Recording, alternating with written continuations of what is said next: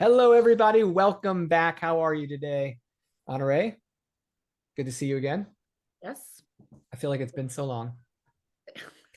In case you guys haven't noticed, we try to knock a couple of videos out in a Yeah. run because we're on fire. We're like, we talk about a topic, we're like, oh, we need to talk about that more, but there's not enough time in one video. Or So, one day.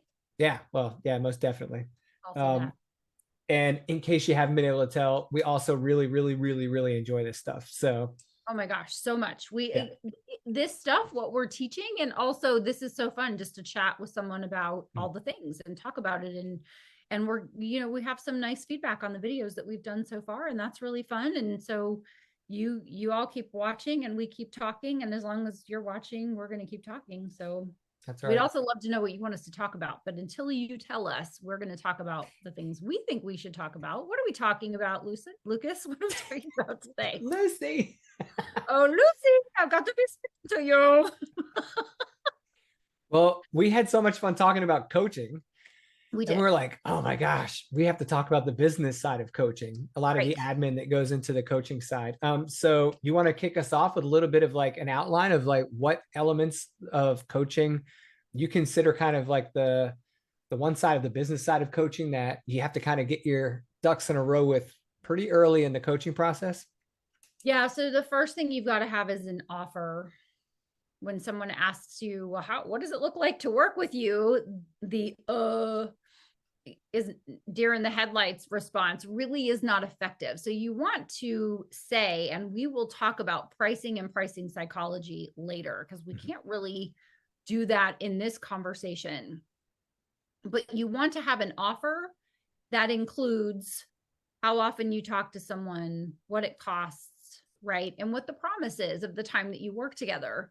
And so we can talk also in another video about what it looks like to put together a program so that somebody feels like they're getting something in return for coaching, right? As opposed to like, we're just going to talk and it's going to cost a lot and yay, everybody's going to be happy, right? Like that's not Yay. really gonna, that doesn't work as well as saying, this is the offer, this is how often we're going to talk, and this is the promise that you're going to get, and here's what that investment looks like.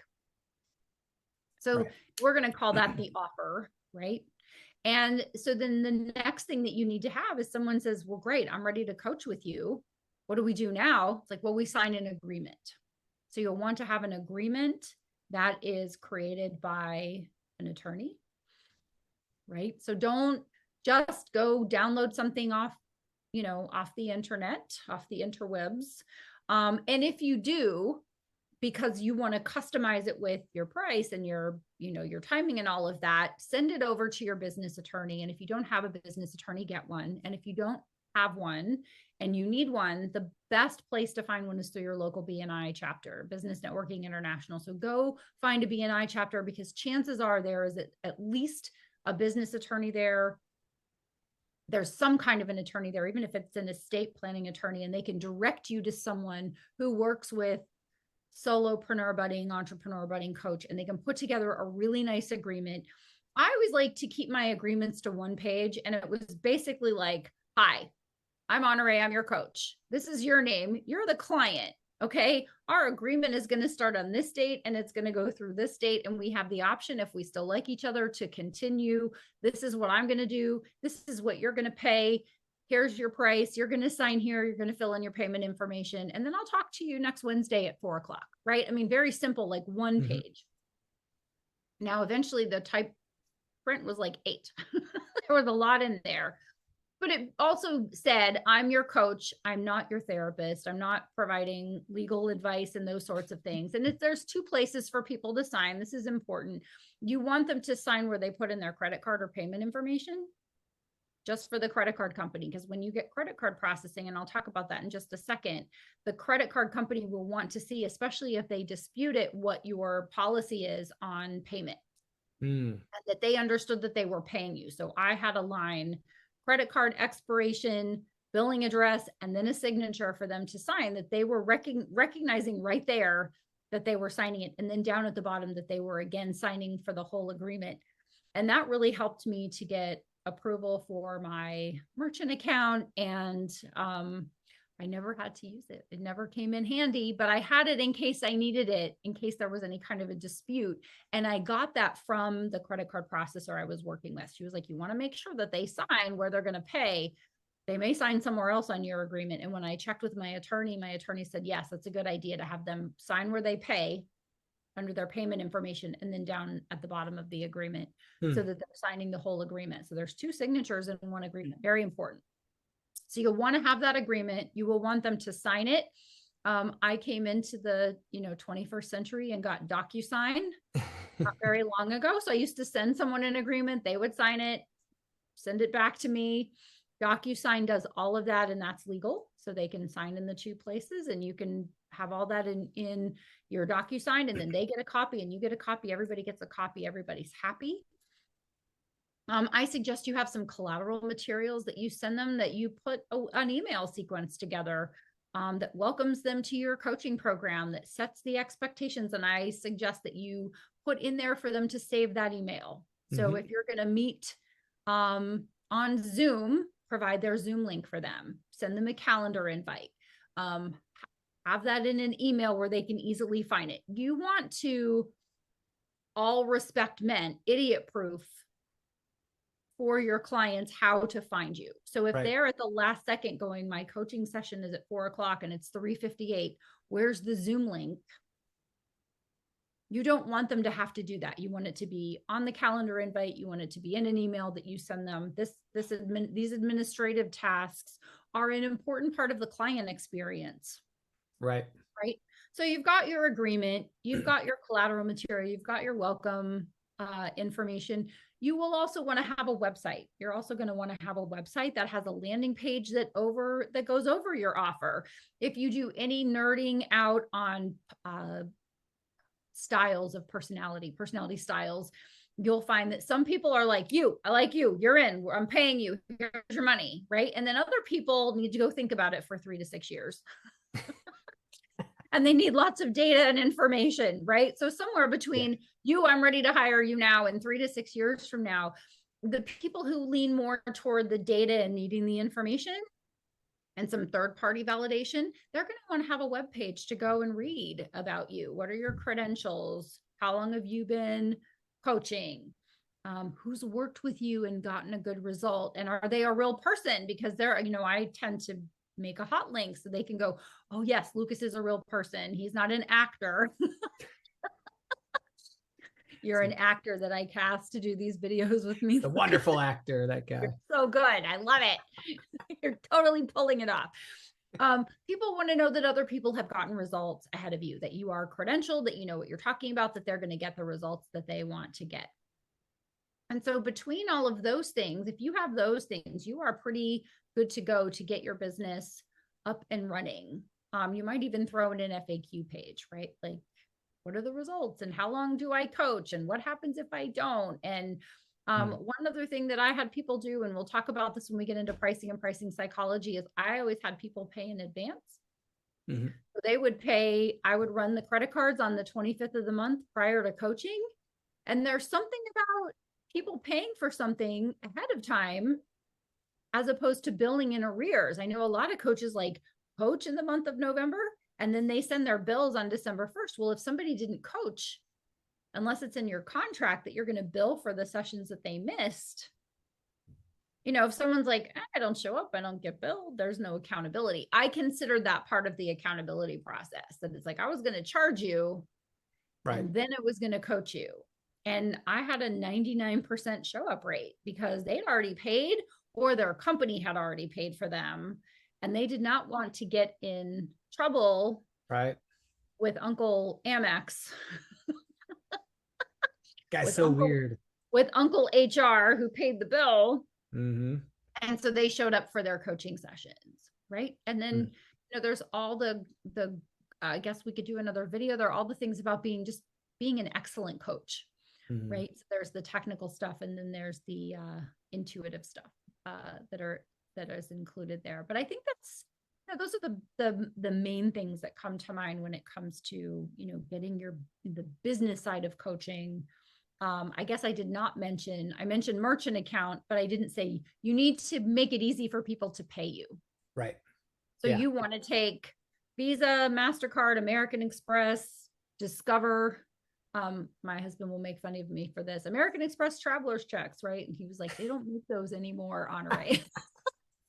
Find one. He said, what do you want for Christmas? I said, I want American Express traveler's checks so we can go to Paris. And he was like, they make those now? Stop it. But you'll want to have a merchant account through your bank. You'll want to have a business account. And then you'll want to have a merchant account associated with that. Your banker will know what that is. You can also take payments through PayPal and Venmo and those sorts of things. You will want to alert your accountants to all of the places that you get money so they can count all of the things in case you are audited. You don't want to get into trouble, but make it easy for people to pay you. I was super happy if someone wanted to pay with a wire transfer, super happy to pay credit card fees, and you don't charge your clients those. That's the cost of doing business, right? So some people are like, well, it's $1,000, but if you pay with a credit card, it's $1,030. And it's like, no, don't nickel and dime your clients to death. Like that's the cost of doing business. I'm always super happy when someone's like, oh, just wire you the money or write you a check. That's wonderful. I consider that actually extra found money. I build into, my business, just knowing that I'm going to pay 2.5% or 3% for credit card or payment fees. Right. Yeah. I mean, it's built into your pricing model, and you're going to end up giving that value to those people because you're going to go above and beyond. Right. I mean, that's just the way most people that really should be coaching end up working. I'm talking about like people that are like the right people to coach. It's like you really pour yourself into people. That little bit with the credit card part makes me laugh because I went to a restaurant just a couple of weeks ago and they said, if you pay with a credit card, we have to charge you an additional fee. And I laughed at the lady. I said, why don't you just build this into your prices? Everyone's paying with a card. Yeah. And anyway, yeah, that was funny. I did like the fact that you brought up your agreement. And there was one part that I know you have in your agreements because I've signed them, that I also have in my agreements that we didn't talk about yet. And that is, we have an out, right? You have the ability to safely exit and they have the ability to safely exit. And that is very important to have in there because there are times, and I've had to use it very little, but I have had to use it where the client ended up changing or their expectations changed and they started behaving differently than they were supposed to in the agreement. Scope creep. Scope creep is a good example. Another was just like behavior just got really odd with this person. And I'm like, yeah, I don't want to be associated with this project. So by having the ability to have a formal means of terminating the contract, it written into your contract is huge. And I actually borrowed, I didn't steal. I borrowed your point in your contract about not being someone's therapist, because when I read that, I thought that was so brilliant for a coach. Now that is very applicable to coaching because it does get so, you do get so. Yes, it does get personal. Yes. Yeah. But sometimes, because here's the difference, right? For coaches who are wondering like, well, where does therapy end and coaching begin? I just put it, today is the marker, right? So therapy is what happened before today. And coaching is what you want to happen after today. That's a good way to look at that. I'm moving you in a direction as a coach. And anything that happened before today is probably, especially if it is something that makes you emotional, right? Then it's something that you would want to talk to your therapist about. Now, I'm not talking about, I have a coworker who's challenging. I need to my boss tends to call me on a Saturday night at 8:30 and want me to work, things like that, right? Boundary setting, those sorts of things, that is all appropriate. But when someone is like, having anger issues or substance abuse issues or marital problems, like, unless you are a relationship coach, and I was a business and executive coach, and I got to hear all of the things, but I knew when to say to someone, this is above my pay grade. This is outside of what I think I can help you deal with. I'm not a trained therapist. I am a self-trained therapist, which is not the same thing as an educated, accredited therapist, right? I understand how to I understand human behavior because I've studied it so much and I'm really like a nerd about it. And and a student of it. Mm. But I also know when somebody needs a different layer or a different approach or a different, just a different level of help, right? And it's respectful to say, this isn't something I think I can help you with at the highest level, and here's why. And so Right. I would suggest you go and work with someone, and I'm happy to make a recommendation, or I'm happy to help you to try to find the right person. It's not anyone's job to be all things to all people, right? And so my job as a business and executive coach was to help you to double your income and triple your time off, and to manage all the moving pieces and parts of building a business and sales and selling and time maximization and dealing with people. Mm. But what happened to you before that's impacting your performance today, that's more of a therapy issue than a coaching issue. Excellent. Well, yeah, again, thank you so much for taking the time to kind of discuss some of those things. These are very important elements of a coaching program that kind of go under the radar when you generally seek this kind of information on places like podcasts or YouTube, because Right. most everyone wants to talk about the coaching itself. Right. And this is the backbone of, without the business, the coaching program doesn't survive. And without the coaching program, the business doesn't survive. So there's That's a right. symbiotic relationship here between having both sides of your house in order. And, it's imperative that you get those key points down. We could talk a bit about some of the other admin later. I'm specifically calling it admin because it really is more administrative, like web management or site management, and the way you're interacting with clients and things like that, the way you deliver your programs. But this I'm is this, old school. I sent him a manual. yes, And when I was, 3-ring binder. 3-ring binder. Well, that was a real thing. Like, I used to do that. I used to deliver a 3-ring binder. And then eventually it was, would you prefer a binder, or would you prefer a document that you print or not? And 99% of my clients would say, I'd like a writable PDF, or I would like something I could print and write on myself. And so I stopped killing trees as much. Yeah. And right. And sending them a document that they could download, and either fill in themselves or to print. But the client experience is such an important part of being a great coach, and because people do really want to please their coaches. They want to share wins, and they also want to share challenges. And so we'll have to talk another time about that. Sure thing. All right, guys. Well, thank you so much for hanging out with us. Honoree and I could do this all day. We love spending time talking about these things. We love spending time with you. You guys should jump into the comments, ask us questions, bring up anything that you wanted to hear that you didn't hear, bring up things that you thought were great, and we can expand on them in the comments section below. Make sure you guys like the video, subscribe to the channel, be on the podcast regularly, do all the things. And we will see you guys in the next episode for sure. All right, Miss Honoree, thank you so much.